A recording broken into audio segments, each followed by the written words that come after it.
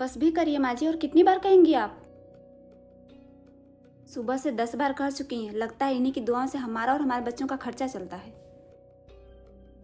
क्यों बोलती है तू, जब जानती है उनके व्यवहार को तो? वृद्धा पेंशन का रुका हुआ पैसा क्या आ गया? इनको लगता है बेटी आई घर में तो आ गया, लुटा दें सब इन्हीं पे। घर की तो चिंता है नहीं, जाएंगी बेटी से ही मांग लेंगे खर्चे दवाई के लिए बीमार होंगी तो।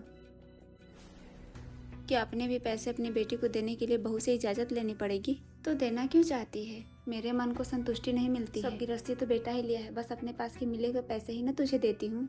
कितनी बार समझाई हूँ तुझे, फिर भी गिरस्ती बेटा लिया है, गिरस्ती बेटा लिया है। क्यों कोसती रहती है भैया को? क्या मैं अपनी सासू माँ की गिरस्ती नहीं ली हूँ? और तू बेटी की देने की चिंता क्यों करती है माँ? छोड़ दे ये सब करना। मेरे पाके ही चल रहा है बेटी, मेरे न रहने पे ताकेंगे नहीं भाई भौजाई। तुम्हारी तरफ सब जानती हूँ मैं भी जानती हूँ। ऐसे ही करती रही तो कितना बचेगा मेरा मायके से रिश्ता।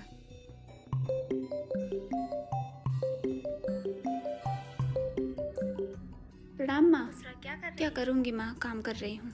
कल वो माँ जी का वृद्धा पेंशन 4 महीने का रुका था, वही आया है तो कल निकाल के लाई हैं। बेटी को देने के लिए जिद कर रही हैं। इसी के पाके दिमाग थोड़ा टेंशन में है। टेंशन क्यों लेती है? पैसे ले रही है ना, तो बीमार पड़ेंगी तो बुला लेना, करेंगी सेवा सासू माँ का तुम्हारे। क्या करेंगी माँ? तब तो कहेंगी कि ससुराल वाले विदाई ही नहीं कर रहे हैं। समझदारी नहीं है, बेटे को नहीं बेटी को पैसे दे रही है। तो टेंशन मत ले, रखा और सब ठीक है ना? हाँ बेटी ठीक है।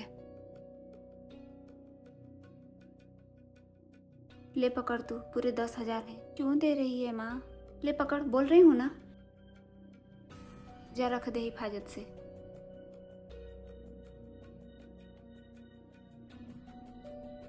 भाभी, माँ की अमानत जैसे दी थी वैसे ही आपको लौटा रही हूँ। लौटा क्यों रही हैं? आपको दी हैं तो आप ही ले लीजिए। माँ अगर बेसमझ होती जा रही है तो मैं और आप तो समझ सकती हैं ना। लीजिए रख दीजिए।